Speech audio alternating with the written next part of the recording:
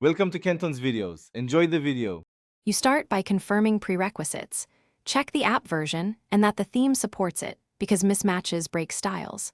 Once done, back up your current settings to a file or cloud so you can revert. Next, download the theme package and verify its checksum to avoid corrupted installs, then move the files into the app's designated theme folder. You'll see why each step prevents data loss and saves time if you need to roll back quickly. You now apply and customize.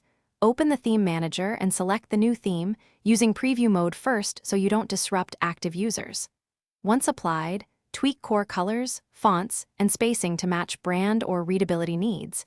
Use a 16:9 preview for layout checks. Make targeted adjustments to plugin-specific overrides so feature UIs align.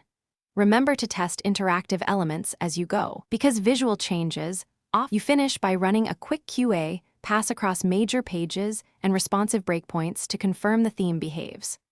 Once done, clear caches and rebuild assets so styles propagate, and validate accessibility basics like contrast and labels to prevent regressions. If problems persist, make sure to disable recent overrides one at a time to isolate the cause or revert to your backup. This targeted troubleshooting saves time and helps you restore a stable state while you refine the theme.